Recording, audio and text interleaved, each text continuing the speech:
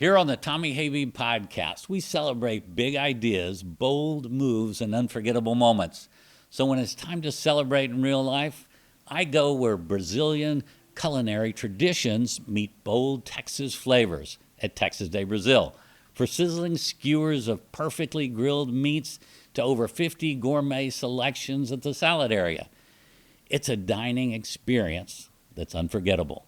Whether it's date night or a large group, Texas de Brazil is the perfect place to celebrate life's milestones in style. Celebrate big, eat well, and tell them Tommy sent you.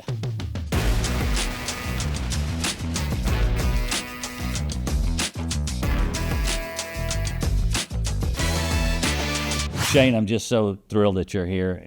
Your journey is so important to tell. I needed our listeners and our viewers to see exactly how important it is to love what you do. I talk about that all the time. You got to love what you do. It's the most important thing. The money will come.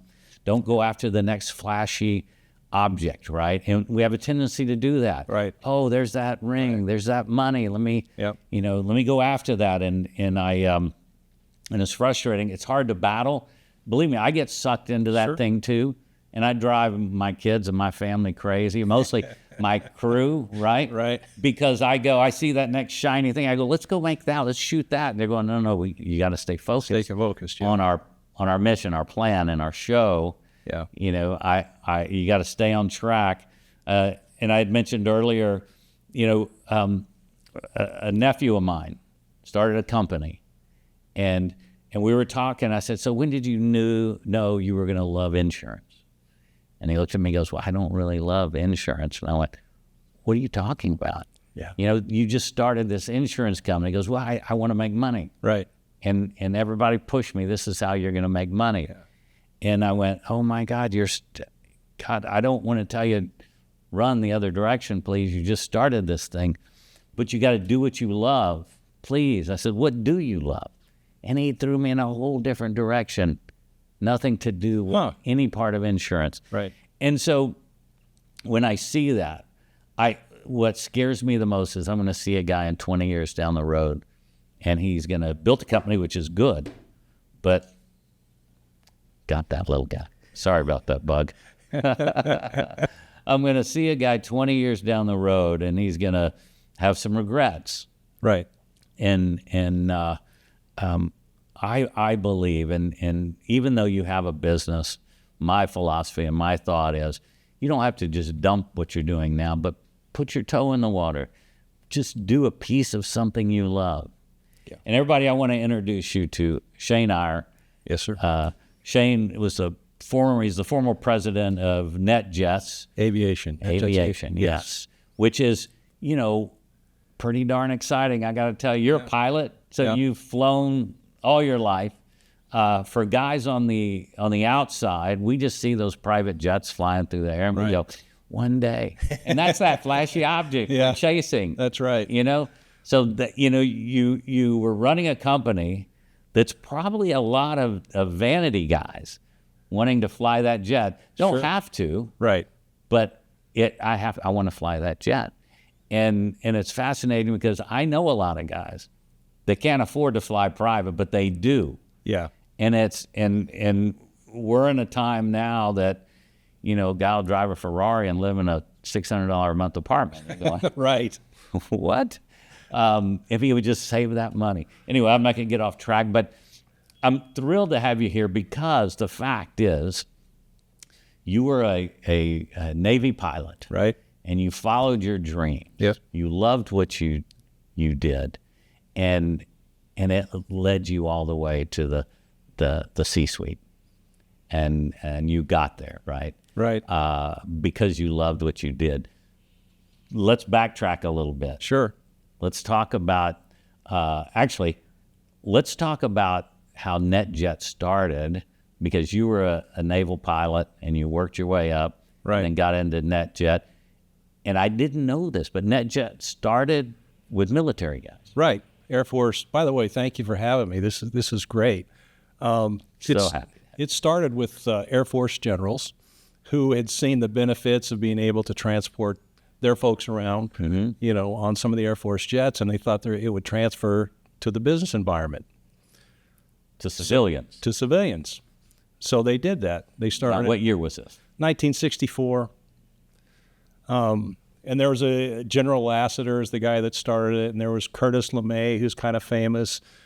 Jimmy Stewart was on the board. Arthur Godfrey was on the board. Really? Yeah, it was a big deal. Very cool. And the old shot, they flew Learjets, and they started it, as I said, out of Columbus, which had a pretty good reach. It's somewhat centrally located, especially for the East Coast, which a lot of the flying comes from. Oh, okay. So that's how the company started. Later on, Mr. Richard Santulli bought the company. And he was a mathematician. He had worked for Goldman Sachs. Brilliant guy. Had been in aviation. He's the kind of, you talk about people that love what they do. He loves aviation. He's not a personal friend or anything, but I've known him from working for him. Sure. And I can tell you he loves aviation. He had been working with helicopters. He bought NetJets. At the time, it was called Executive Jet. Mm-hmm. And he came up with this fractional ownership formula. A game changer. Which is a game changer. And just if you look at it, at first you'd say, this is crazy. This isn't going to work. But it did work. And, you think he was the one that really started, because all of a sudden everything started going fractional. He's the guy. He's the guy. He started fractional. There's a lot of folks that have come since that, because they're like, hey, it's the same. Hey, it's a great idea. Now they do fractional homes. Yes. Yachts, the whole. Yeah, you can go out to Hawaii and get a fractional condo if you want. Is that right? Yeah.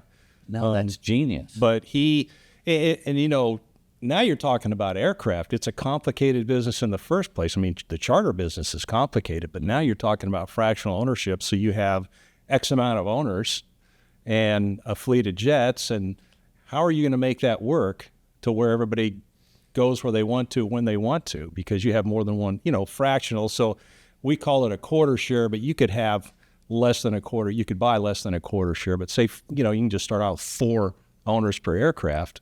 But do they really only fly that aircraft, or you just have the hours kind of? Well, you do have the hours. You own that aircraft. Your name's on the registration. When I'm flying the aircraft, I could turn around and pull the registration. Your name would be on it. Okay. You might not be on that specific aircraft, because we had a fleet. We had a fleet of Gulfstreams that all looked almost exactly the same. Interesting. And then the goal, I love listening to your podcast. You talk a lot about service. Yes.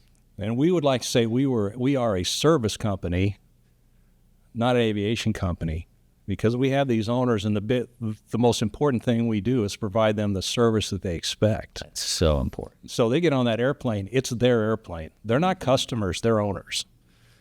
And that's kind of what we've lived by. And businesses, if they would just use that mentality. Right. Whether you're selling ice cream at an ice cream store, right?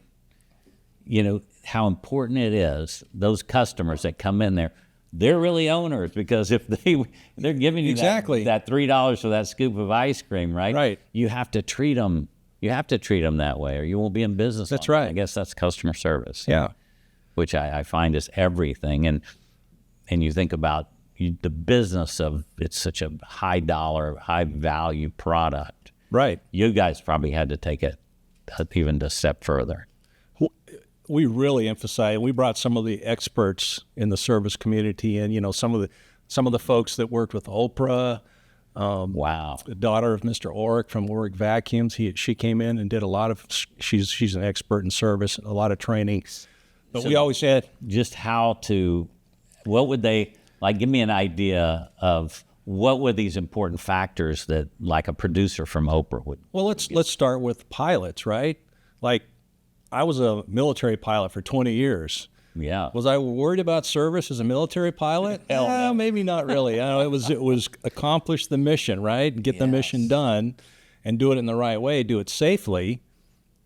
Great pilots, but maybe not so in tune with the whole, service aspect. Bedside manner. Yeah. So let's start from scratch. How are you going to greet the owner at the FBO when they walk through the lobby? That's important. Let's start with that. Yeah. How are we going to welcome them on the airplane? how are we going to treat them in flight? How are we going to brief them about when things go wrong? I mean, I've had a lot of flights with some really high-level folks where, hey, we can't get in there. We can't get in there. The weather's bad. The runways, I remember taking some very high-level folks from California going into Sun Valley, very popular place, as you know. Well, the runway iced over. So you could not, if you landed, you couldn't stop. That's a problem in an airplane. I would think so. You're coming in at hundreds of miles. You need to stop. So, we had to go into Twin Falls, and you have to go back there and talk to the owners. Well, wow. They're people too. They're going on vacation. It's Christmas. They're a little disappointed. Now they got to get in a van and ride for, however long to get to Sun Valley. But how do you address that? How do you, treat that? And then how, we listen, I can brag about our flight attendants all day long, but they are so good because they are providing a 5-star service in the back of that airplane. Mm-hmm. And I'm talking meals, drink service, you name whatever. They provide it. So what's fascinating to me is that all right, let me just put it out there. Pilots can seem pretty cocky. You guys, when you're in the military, like you were saying, listen, this is my mission. I ain't got to be nice to anybody.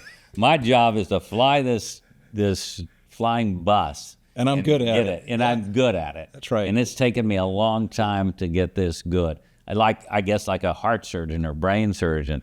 You look at them, they're not always the best bedside manner. You know what I mean? It took some work. Did it take some work? Because you guys are mostly, the pilots come from the military? A lot of military, guys from the civilian side. And these guys are great too. Coming from the military, you are a little arrogant. You think you're the best. Naval aviation, I wasn't asking for that. Yeah. So.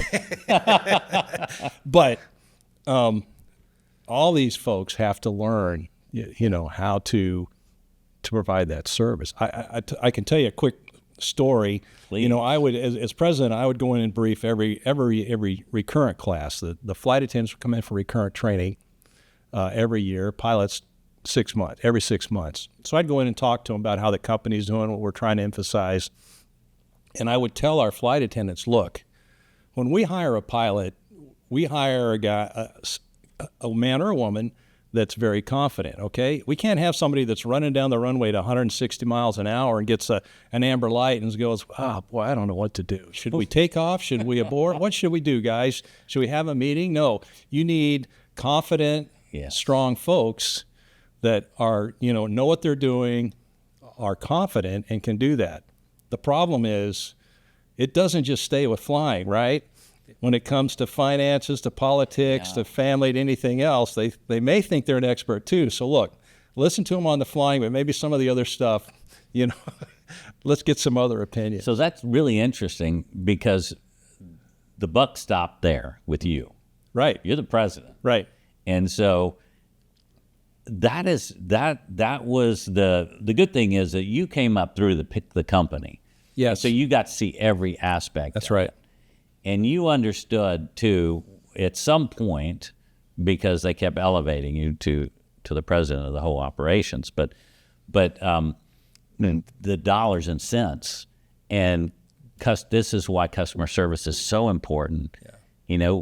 I'm fascinated to see what was different in you than so many other guys and pilots that go, well, I'm good right here in this cockpit. I don't really want to know about the dollars and cents piece. Right. And what made you different? Why did you want to take that next step? It was a challenge. It was an opportunity. I think when I look back, even through my naval career, it's taking advantage of opportunities that are presented to you. I can go way back to getting the chance to go to aviation safety school, which is really how I ended up in management in NetJets, because the first thing I did was stand up an aviation safety committee at NJI, and that turned into director of the Flight Operations Center, and then so on. Did that pull you out of flying? Yeah, for the most, I never lost my qualifications. I kept flying. In fact, at the end of my career, my president career, I went back and flew for just a little bit before I retired. Oh, just because the love of flying. I mean, there's nothing like it. But I had the interest of the challenge. Now, I never expected I'd end up president. I really didn't. Mm-hmm. I thought I'd come in and we were standing up an operations center, and I had done similar roles in the Navy. So it was a chance I knew how to do that, and I enjoyed it. Mm-hmm. I'm putting a team together and executing, I'll call it a mission, but executing the plan and then seeing it work, it's really satisfying. That's right out of the military, too. Yeah. You have your plan. Yeah. And that structure, how important is that structure that the military gave you in life and in business? It was huge. It helped me a lot. And, one of the things I've done since retiring is I mentor folks coming out of the military that are going into business. We talk about that all the time. Yeah. Find a mentor. Yeah. And here you go. You're giving these guys that opportunity to, you're giving back something. Just to understand how to survive, because it's, I didn't know it at the time, but, and it's not simple, but what I tell them, the military was simple. Everything was structured. You had your chain of command. In the Navy, you had instructions for how you wrote a sentence, mm-hmm. how you walked, how you flew, how you talked. All of that was, was very structured, and everybody understood it, and they understood the chain of command. It's not so much that way in the corporate world, the business world. Mm-hmm. It's a little different. And understanding how that works, learning, which I had to learn. I learned on the job, and then learning the lingo. It's a different lingo. You can't really bring your military jargon into the business world. It wouldn't fit too well. It doesn't fit. I mean, people are, say, hey, thank you for your service, and that's great. But now it's time let's do the business. How are we going to be profitable? Are we going to get done what we need to get done? And do we understand each other? How did you take, when you were stepping up into management and leadership roles in corporate America, what were some of the important things you brought from your military background, and what things did you have to go, okay, I got to go a little easier with? I think one of the things I had to learn was the chain of command was not as rigid. Yes.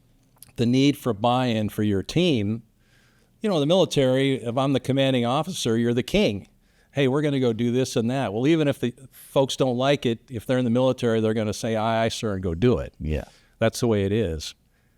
In the business world, you need to really pay attention more to buy-in from the rest of your team. Mm-hmm. I don't care what they're doing, finance, scheduling, dispatch, all that. So working with them to make sure you've got, I'll use the word synergy, in accomplishing the goal is really important. So I needed to be better at understanding that. Maybe having some empathy yes, towards those individuals. Maybe you had it in the military, but you never showed that. Yeah. As you're a commander, were you a commander? Commander. And commanding officer, and I was a commander, right. Yes. You probably couldn't show a lot of that. You had to just direct guys, and this is your mission. Yeah. In corporate America, how's that approach? How do you deal with that employee now, not a military guy? That had to be a little hurdle to overcome, to go, okay, wait a minute, I can be, I can care about your feelings. Right. And is there too much of caring about feelings today in corporate America? No, I don't think so. Yeah, good. I mean, maybe some places, but on the most part, no, because it's still a bottom line business. You've got to perform, Mm-hmm. The company's got to be profitable. And if it's not, then there's going to be changes made. Yeah. So it's all important. And you want to, I feel you want your people to be happy, right? And it can't all be bubble gum because you got to get the job done. Yeah. But understanding and having some empathy towards the people that work for you, it's okay. Because I remember growing up, it wasn't okay to show feelings too much in a job setting. It was like, right. And I think that's been a big swing. I think sometimes it swings too far, but sometimes I think that it's important to care. I rescue dogs, right? Right. And I've seen amazing changes in some companies. One of my dearest friends, the Bissells, right? Kathy and Mark Bissell, and at their company, they have their dog day. Right. And you can bring your pet anytime to the office, and they hang out with them. And man, it just makes for a wonderful environment having that your pet there. And we're working on a program right now for DISD. We're testing it here, is where we're going to have comfort dogs in schools too. Kids that are being bullied, if they're having a hard time, Oh, great. just spend some time with this little pup in the counselor's office. Yeah, And we've seen how it changes lives at home. absolutely. Firsthand we've seen it. Yeah. And we drive that point so much. And I hate to get too far off track, but I get, No, I that's get great. passionate about animals. Sure. And you do too. That's kids. not a bad thing. You've got a couple big pups at home. That's right. I'll bring them to school. They would do great. Oh, my They- gosh. the kids would love Well, them. tell them what's your dog. Well, Finnegan, he's an Irish Wolfhound, and he's a 160-pound little kid, running around. And then Captain Kirk is I love it. he's a doodle. He's about 110 pounds, and he looks like a sheepdog, like a big. If we don't get him groomed, I've heard you talking about grooming. He looks like a great big muppet, but they're sweet dogs. They're just So he probably runs circles around that, yeah, your big dog. he does, and it's funny because Probably drives him crazy. well, Finn's driving Captain Kirk's older. We've had him longer. Oh, okay. And Finn's only 16 months old now. Oh, wow. And so he's still he's balling, like a little, irritating little kid running around, and Captain kind of, will bark at him once in a while, like, Captain, relax. it's hilarious. And this big English wolfhound, Yeah, he's probably kind of clumsy. He's probably gotten out of his clumsy stage, but when you get not that completely. No, he's better, and he's very, the Irish Wolfhounds are very good around little kids. He's a third one we've had. No kidding. And I've got great pictures of my little grandkids. They're that tall standing next to our other guys, and they're sweet dogs. They're calm dogs. They're fun to have. But yeah, if he steps on your foot, you know it. And he wants to be right where we are, so he'll lay down in the kitchen behind Pam and I, and if we're cooking and not looking, you trip right over him. So you got to be careful. Yeah, that is so cute. Yeah, they're fun. Sorry, I digress, but I have to because we love our pets around here. So yes, empathy is a whole different animal. You managed as the president how many employees? It was around 4,000. 4,000. 4,000. Like, about 3,000 pilots, and then the rest we have schedulers who actually work the schedule for the which is, it's like a Jenga puzzle every single day. Dispatchers who do the flight planning and the performance planning for the aircraft, weather guys, and all the maintainers, the maintenance department, which is huge. That's a whole. If you think about, we have planes all over the world flying every day, averaging 600 flights a day or whatever. And when a plane breaks down in Angola, how are you going to get it out? How are you going to get it fixed? That's probably not a great example, but you get. How do you get it fixed? What if it doesn't fly? Well, then we get it fixed. You got to send mechanics there. We'll either send mechanics there, yeah. And we have, the planning that goes in for Thanksgiving weekend. The Sunday after Thanksgiving is crazy. I was telling Alex, it's, we're flying like over 1,100 flights in probably a 10-hour period, and coordinating all that and having the maintenance, making sure you got the aircraft ready and the crews ready, and hopefully the weather's good. Mm-hmm. When I watch today every single holiday, and I just think about that. Yeah, it's a huge challenge, and But back to employees and making them happy, what's great about that is it fun in the moment when you're dealing with that? It's stressful. It is stressful. It's, there's a lot going on. You think about lives are at stake. Lives, not only lives, but these people, have paid millions of dollars, and we're talking about Fortune 100 folks that want to get home when they want to get home, and you're dealing with all of that. So what's the happiness in that job is when it's accomplished, and you got to make sure that every one of your folks know what a great job they did and what that accomplished and what that did for the business and for them. So that's really understanding that, right? Yeah, and appreciating them. Yes, and making sure they understand that they're appreciated. So Was that part of the culture when you came up, or is that something you really said, this is a focus I have to make sure happens, is building that culture of gratitude to the employees when you overcome a huge weekend? I feel like I had that even in the Navy with the, I stood up what's a squadron in Hawaii, brand new airplane, everything. And getting that, and a year later, we're flying all over the world supporting stuff. And then my job here is commanding officer, but I always tried to do that, a little different environment, a little different way of doing it. Mm-hmm. But I did believe that. And then the guy that brought me in, his name's Bill No, is a great guy. But if you ever can get him, he'd be great.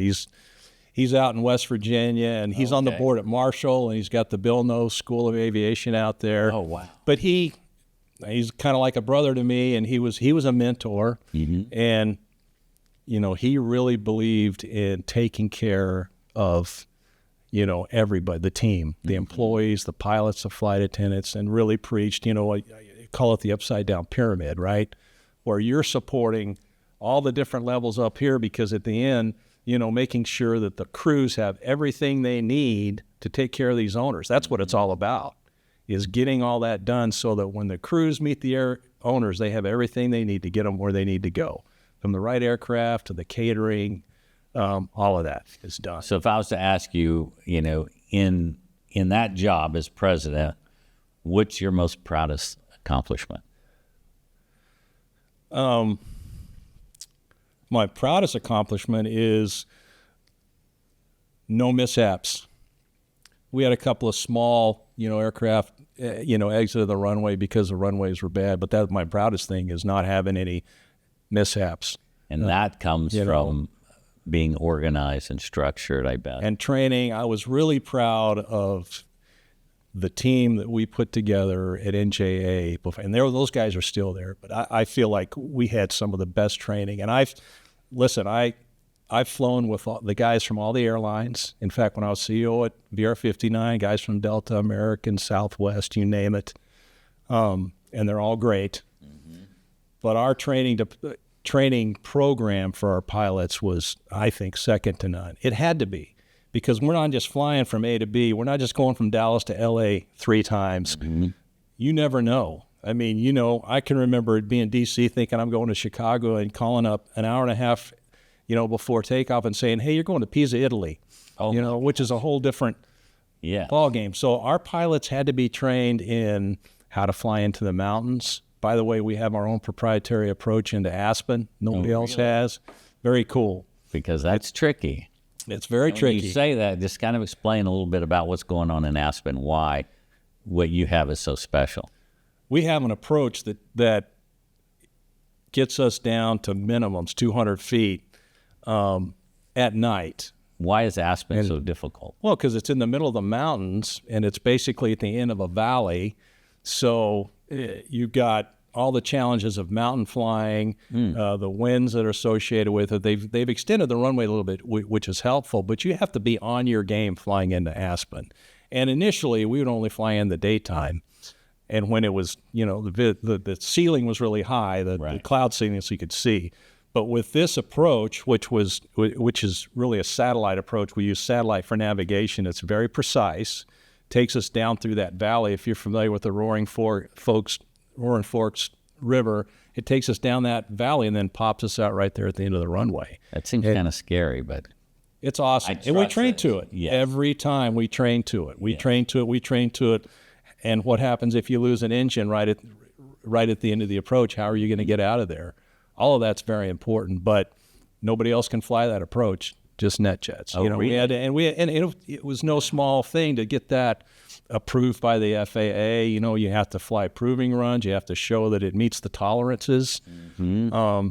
It's pretty cool. I'm surprised that y'all were able to get that, something so as everybody else. Have they been trying? Can other people use it, or got proprietary satellites? We use everybody uses the same satellites and they have, but it's built. It's an approach that's built just for us. So it's in our aircraft database. It's got all the waypoints and all that, and there has to be, it's a lot more precise than if you're using Waze or Google Maps or whatever. You know, you have to, the aircraft, it has, and you've got data that shows you how accurate your position is. You know, and if it you know, gets out of those tolerances, then you have to do a missed approach. Oh, wow. So it is challenging, but it's awesome. I flew it a number of times. I remember I had an owner on board, and it was a night approach through the clouds, got down and landed. She's like, wow, that's the smoothest flight I've ever had into Austin. And it was. It's Aspen. in the Aspen. Yeah, what did I say? Austin? Yes. Into Aspen, right. Yeah, wow. Okay, I want to experience it. Will you take me on just a test ride? I'll call my guys. Yeah, that's what Let the call. You know, so we talk about business, and one of the most important things for you was training. Yes. And making sure that the team is prepared for anything. Right. Can that translate over to corporate America or to the guy that has, you know, a pizza parlor? You know, are those important factors of always being disciplined and training? Can that carry over? Yes, and I would add to that standardization. You know, when I get in the cockpit, there's very standard language I use for everything, for every call out, and the guy I'm flying with is going to respond in a specific manner for everything we do. Because if you've got 3,000 pilots, you're not flying with the same guy every time, right? That's right. So you have to have the same language. You know, for instance, if I said, and I'm getting off on a little bit of a No, tangent. please do, because I love this. If we're getting ready to take off and, you know, the guy's rolling down the runway and the guy says, set takeoff power, the guy pulls the power back and you go, what'd you do that for? Well, you said takeoff power. No, you know, you see the difference? Yeah. So it had to be very specific about what language you're using. But yes, I think it does transfer to the corporate world. We used it, all our employees, we're trained. The processes, I've heard you guys talk on different podcasts about how process. You have to have process, and that's something that I really tried to bring from the military because they were great about it, you know, incorporating processes in everything they did. I think it's in the standardization. Well, you don't have to be as specific as you're sitting in the cockpit, but if you can communicate the same way, if all our schedulers are communicating with one another and they know what each other is saying as they build that flight schedule for the next day, or the pizza, you know. Domino's Pizza, or whenever you gotta, if you organize those pepperonis in the right spot every time. I'm just kidding, but make sure they're not anchovies. I mean, that's right. You know, our last guest we had on, it was Jeffrey Hazlett, right? He was a CMO for Kodak.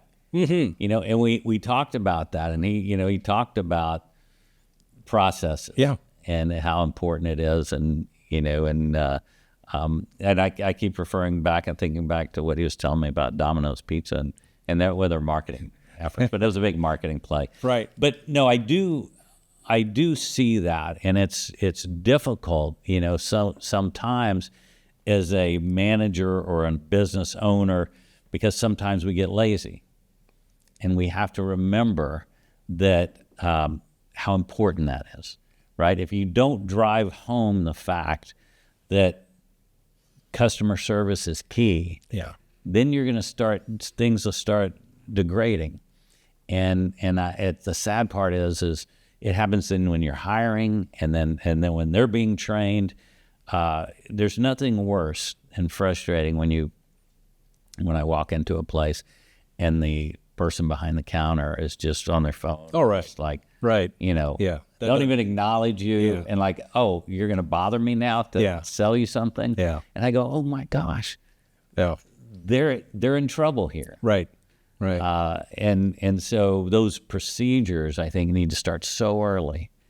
And as you had for pilots, twice a year they came in for training. Right.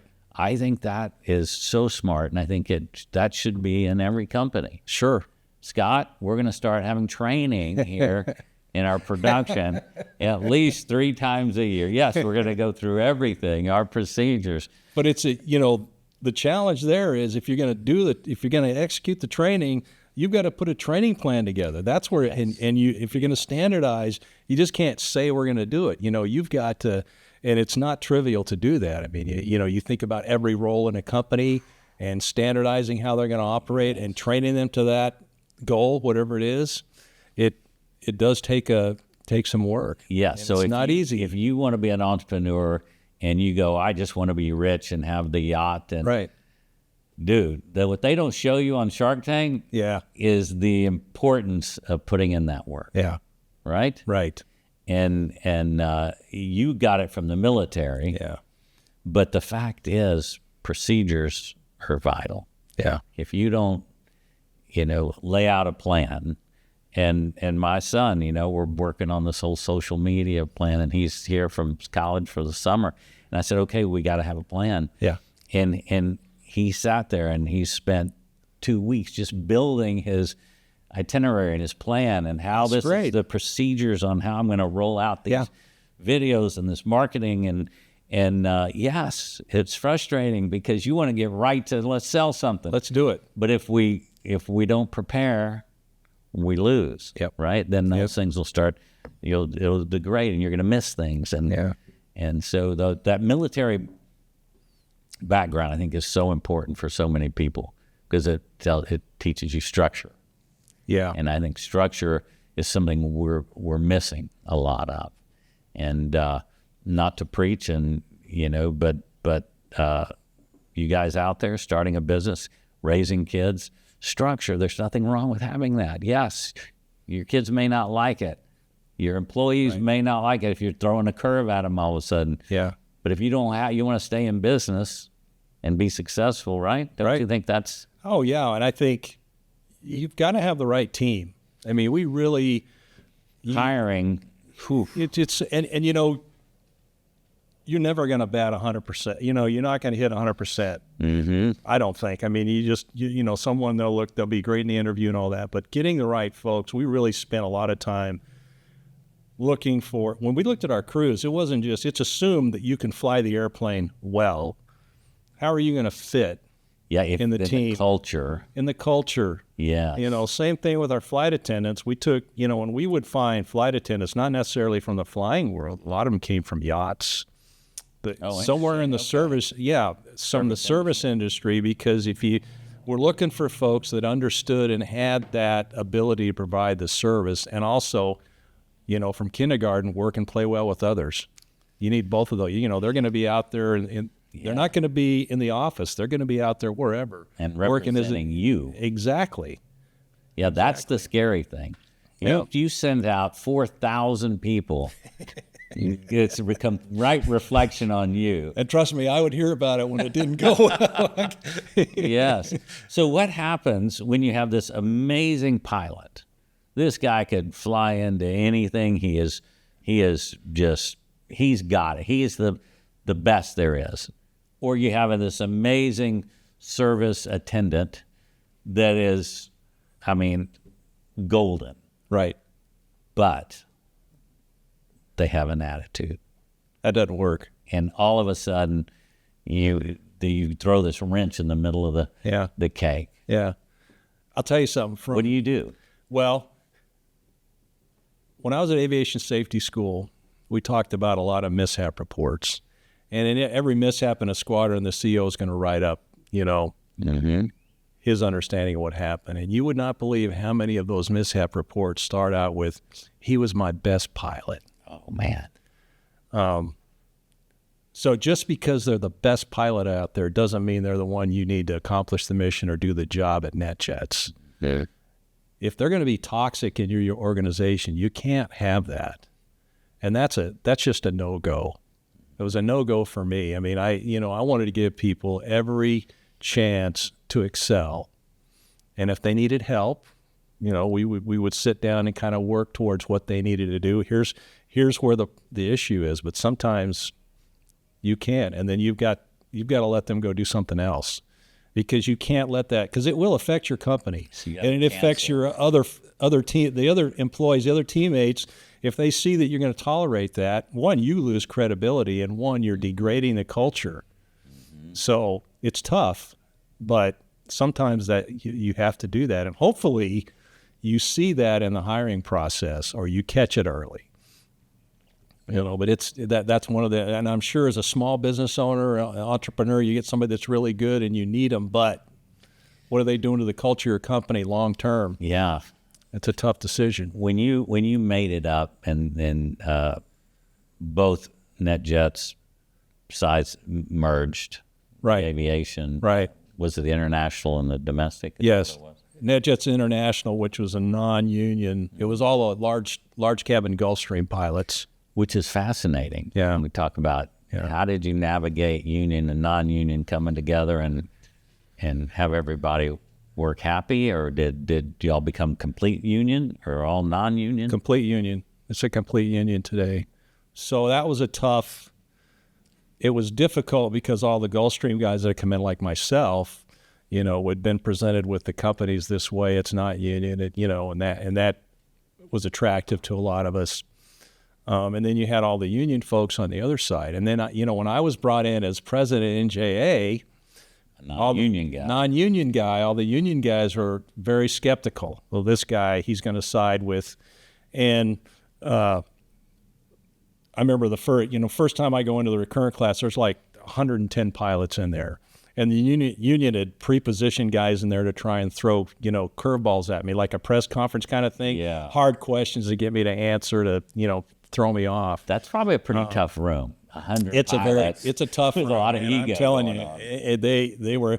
But I, usually it went really well. And once in a while I'd have someone, a guy that would, not be happy about something. But I tried to emphasize to them that I'd walk the walk. I'd flown, provided the service, and the goal was to bring one company together.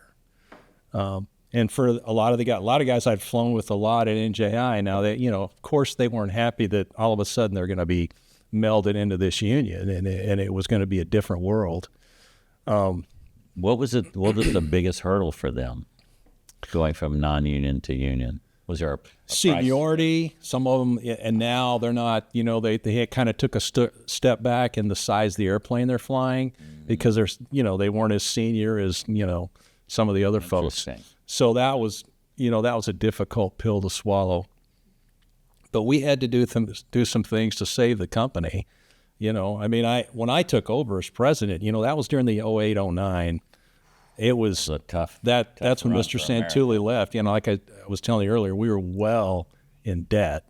If we hadn't been with Berkshire Hathaway, we would have been out of business. Mm-hmm. So Mr. Sokol comes in, and that's when I took over as president of NJI, and he started incorporating the changes that needed to be done to save the company, and they were very, very difficult. I'm talking about furloughing, a lot of folks.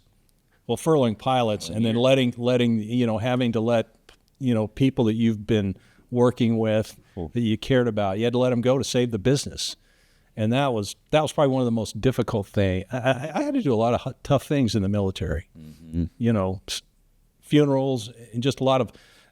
That was one of the toughest things I ever had to do and I made sure I stood down there and talked to every one of those guys when they left. It was really, some of them I went to church with, but we had to, there's other thousands that were trying to save their jobs. And that's the challenge. Yeah. That's a challenge about business. It's not always pretty, but from there we started we started reestablishing the company, and he brought in some processes which really, really worked. It was a lot of new things to me. Put together a 10-year plan.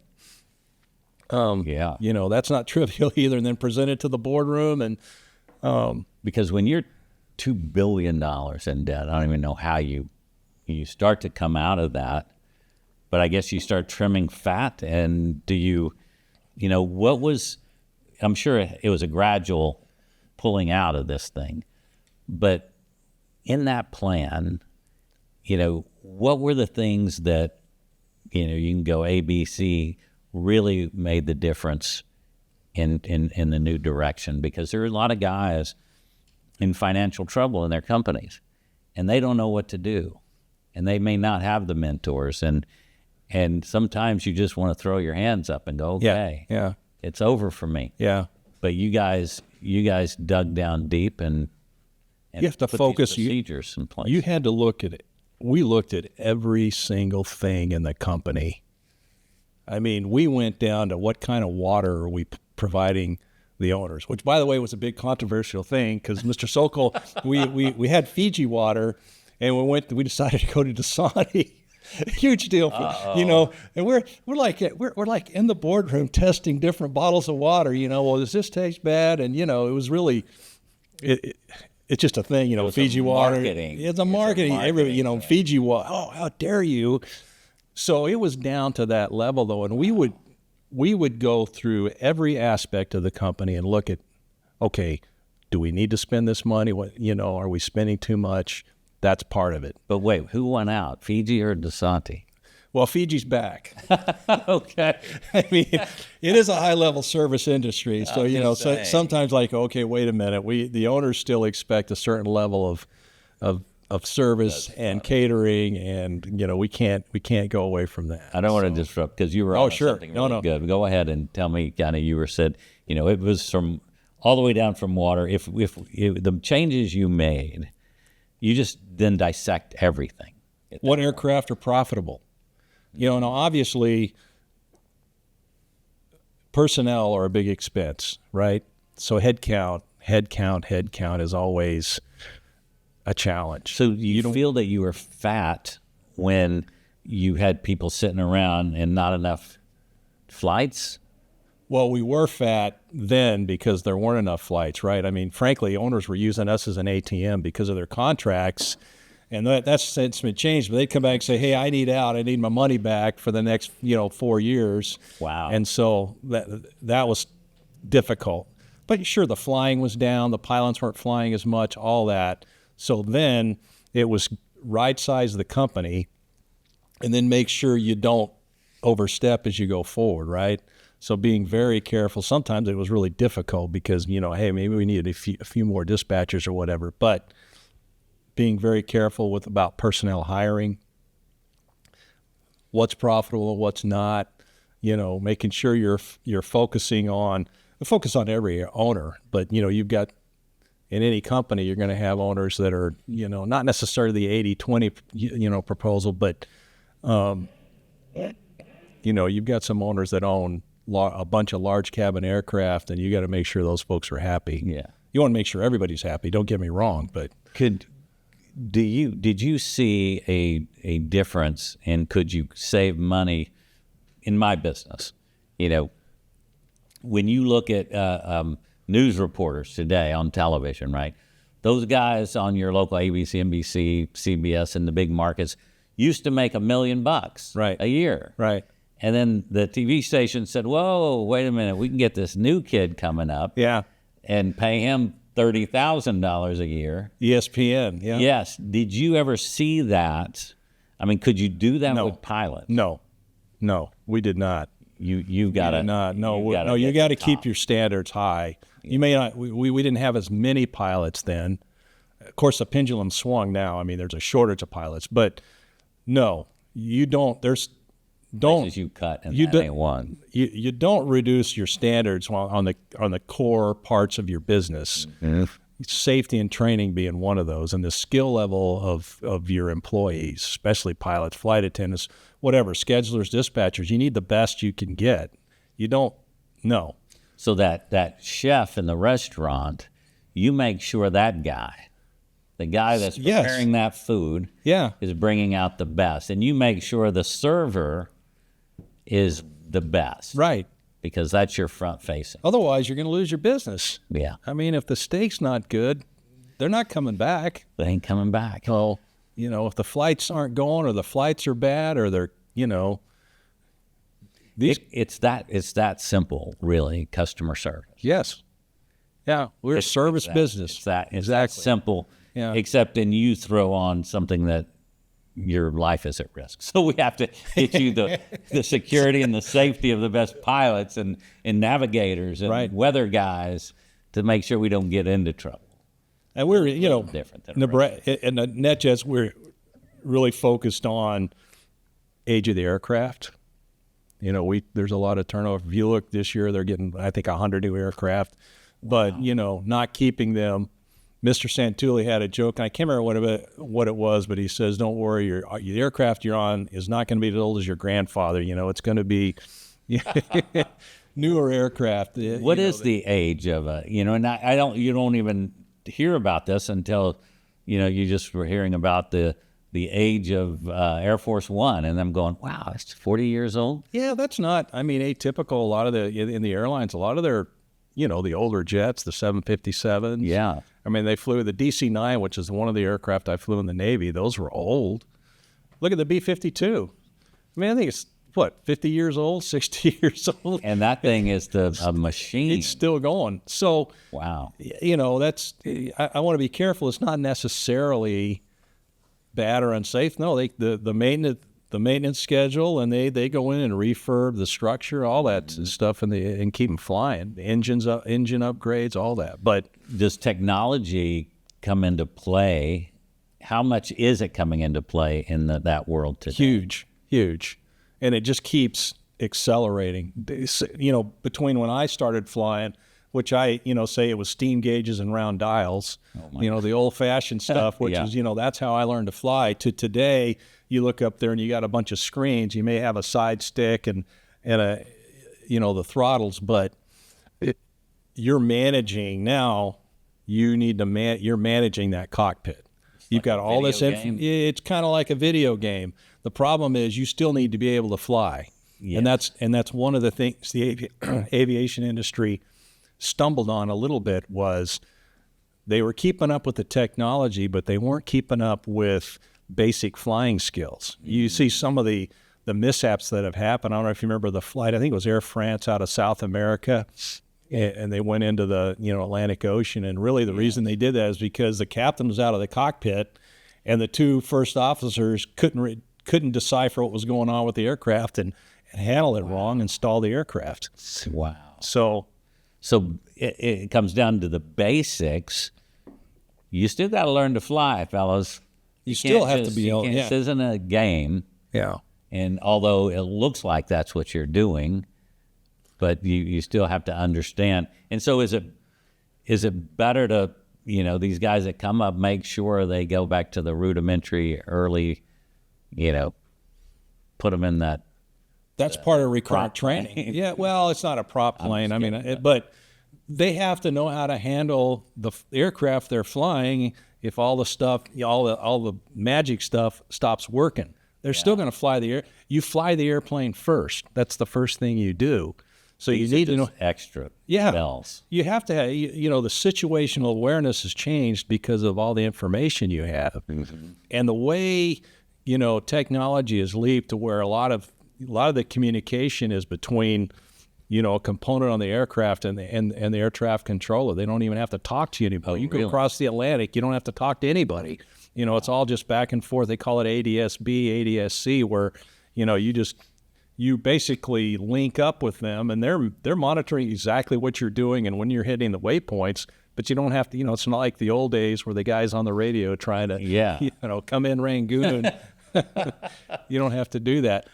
But you still have to be able to fly the aircraft. Yeah. You have to keep up with the technology, which is really accelerating. And I know the FAA is trying to get there as well, changing the way you fly from LA to New York. We used to work with them a bit on that and fly the new approaches and stuff just to. So and I don't know if it's just happening more or the news is reporting it more, but there seems to be a lot of close calls and problems going on there on airports today. That has to be scary, or has that always been, we just didn't hear about it? Well, it does seem like there's been a little more. The mishap at Reagan was really unfortunate. Mm-hmm. That's a challenging approach. I've been in there a number of times, and you have to be on your game flying in there, because if you deviate, you'll have an F-16 coming to see you, or whatever. But a lot of times, because these air traffic controllers are dealing with a lot of traffic, and they do a lot of great things to kind of sync planes up, but it seems tight sometimes. There's a lot of times you'll be on a final approach and you're like, is that guy going to take off before I land? He's on the, And you're the pilot. You're the pilot. Yeah, well, they do.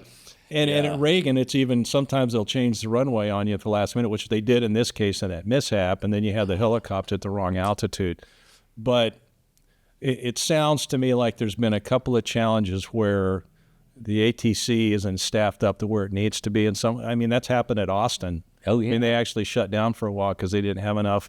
So, the entire government, Congress, and everybody else needs to get together, I think, and kind of fix that, get the right amount of folks. There's a lot of planes in the air. There's a lot of technology, a lot of safety technology in those aircraft. I talked about the acronyms ADS-B and ADS-C, which actually transmit a lot of communication between ATC and the airplane about where they are, what their altitude is, how fast they're going. But then there's systems in the airplane called the traffic avoidance system, which every aircraft out there basically has. They can fly in any kind of airphase. That's nice. And it shows any threats coming at you, what altitude, and we train to that every time as well, what we need to do if they get too close. I mean, the aircraft will actually prompt you to climb or descend if they're getting too close. So as a passenger, that's great to hear, because we just think a guy's flying this thing and he's, freewheeling it, going, I got to get kind of close over there, and counting on the guys on the ground going, hey, he might be getting close. But the planes they actually have technology.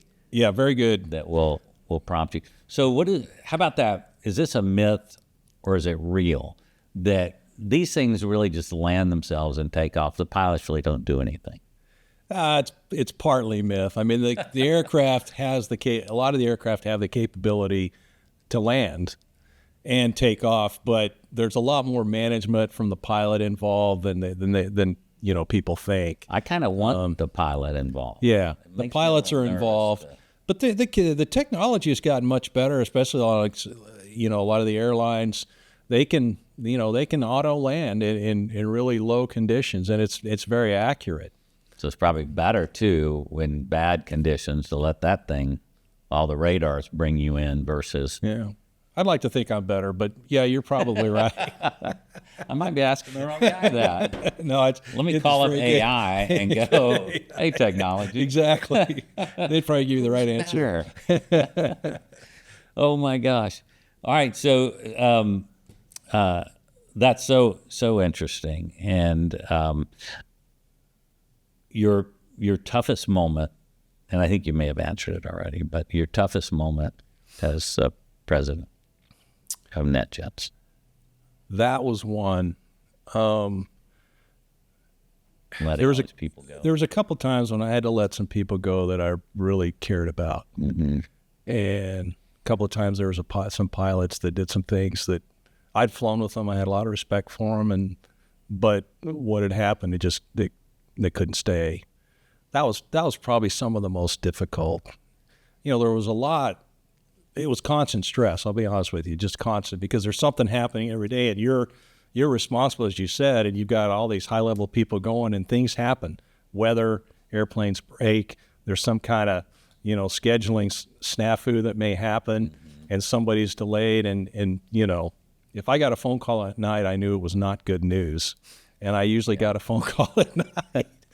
But that's part of the job, and the challenge of reacting to that and fixing the situation, correcting it. Yeah. That was pretty cool. Yeah. When you got that done, you felt good. And when a lot of times I would go see the owners with something not great happen, and working with them and recovering how we did that was pretty satisfying. We could we would make them happy. I think most of the time we recovered very nicely.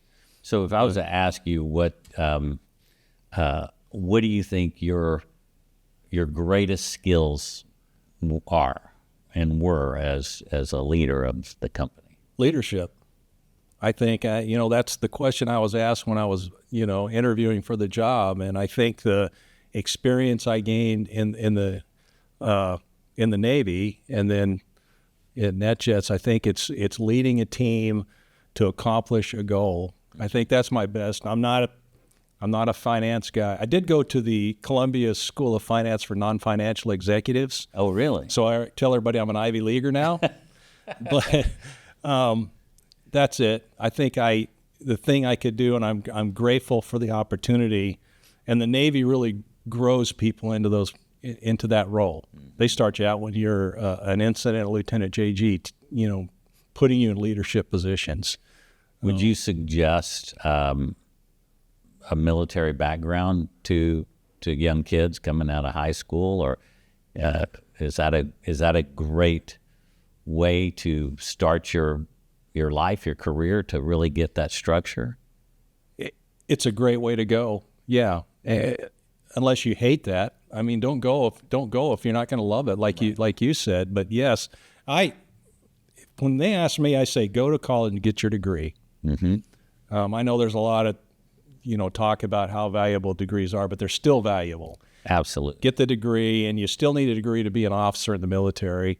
That's what I recommend to them. But you don't have to do that. There's a lot of great experience in the enlisted. They're going to train you to be a leader no matter where you enter, enlisted or officer. And you're going to get, the military is great about training. There's always training going on in your specialty, in leadership. It's one thing they do right, really right. Yeah, they do. They do a lot. Your guest the other day talked about seeing the fraud, waste, and abuse, and I totally get it. I mean, I saw it too, and part of that is it's not a business; it's the military, and but we still need to be judicious with the dollars, the tax dollars that everybody pays. And I think we can still do better there. I remember it isn't a business, but my feeling is yes, you can run it to a certain extent like a business, right? But still, it's not all that transactional. No, it's not transactional, but we still, as a commanding officer, I had a budget, and if I blew my budget, I was in trouble. Yeah. So, there's still that, but when you finally retired from the military, right? Did you think this is it, or how did your wife take you going? Okay, well, I'm gonna now pivot over to maybe flying, or was that always the plan?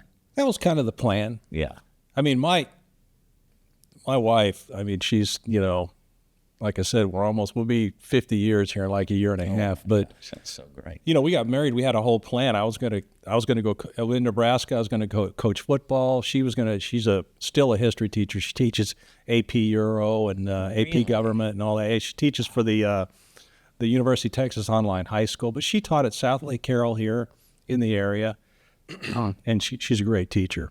But we had a whole plan. We were at the University of Nebraska, and I walked in one day about a year after we were married and said, hey, I think I'm going to go fly for the Navy. Her family was there and everything. Oh, my gosh. She's still with me. Yeah, it was a huge curveball. And that's the kind of person she is. She's just, she was all in. So even, after we built our house here and thought we'd kind of set things up, and the president called me and she's like, you should go. You should go do it. Wow. So we did it together. See, that's fantastic. Yeah. I could have been sitting here going, Coach, now tell me about this play when you were like in the Super Bowl. Right. Do you have any regrets? Maybe you could have been the coach of high school team, the pro team, a pro team. Do you ever have any coaching regrets? Maybe. No. That could have been pretty cool. I'm just, I find myself just really grateful for the path we got to go down. And I say we because Pam and I did it together. But I don't have any huge regret. There's things I wish I'd have done better. There's mistakes I made as a leader, as a president, as a command. Those, you look back, and you still look back at those and go, dadgummit, I should have done X, Y, or Z. Yeah, I have those, but I don't. The way things laid out, I'm just grateful. You had another one of your guests was talking about sitting in the morning, with the two chairs and I do that too, whether it's reading the scripture or praying or just listening. And today, whenever I get stressful, I just stop and think about everything I'm grateful for. Yeah. And that really helps. Important. And you kind of lost my train of thought because it was, you got me in that moment that was so I distracted powerful. you there. No, it was so powerful and so good, and I don't want everybody to miss that moment of being grateful. So we'll just take a minute on that because it's so important. Yeah. Well, this has really been special, and I appreciate you sharing so much with us. And if I was to ask you, and we talked a little bit about this, but if you're talking to a class coming up, of young entrepreneurs, and you could give them some thoughts, whether either go be an entrepreneur, don't be an entrepreneur, what kind of advice are you going to give this class of 2025 coming out of high school? Well, when you see the opportunity in front of you, take it. So many people don't. Nice. And I would think even in the entrepreneurial world, that's true. Mm-hmm. That, people are, oh man, no, I kind of like right here in this comfortable zone. But when that opportunity is out there, take it. It's okay to risk. It's okay to risk. You'll be okay. And a lot of times it leads to good things. For me, it did. But I think that's be true to yourself. Don't try to be someone else. And you talked about doing something you love. But, there's so many leadership books out there and programs you can go through, and there's a lot of good information in there. But at the end of the day, you got to be yourself and work from there. Take all that information because you can grow from it. But yeah, so important. Be true to yourself. Yeah. All right. So the most important thing we have to talk about today is our puppy dog. Love that. Again. Yes. Just make sure you give that dog of yours the love that he deserves, because you're all he's got. When you come home, what's your dog? Oh my goodness, because it's almost 300 pounds of fur coming at you, and they are right there. Yeah, it doesn't matter if you're gone 5 minutes or 10, they or 2 days, they're right there. Yes. And same thing they follow Pam around like she's the Pied Piper. I mean, they just not letting her out of their sight. They're magic. They're great. And how when you guys are at home, what do they mean to you when they're there, all that unconditional love just giving you just in your face? It's just magical. Do you feel that? Oh, all the time. And they're part of the family. I mean, when I wake up in the morning, Finn is right there. He won't even let me get out of bed, and he's like rubbing his head. You just, hey, good morning. But they're part of the family. And it's especially being empty nesters. Yeah. They're so energetic, although they lay around and sleep, it's just nice having them there. I mean, Finn will sleep right at your feet. If you don't have a dog, what would you tell somebody that doesn't have a pup? You're missing out.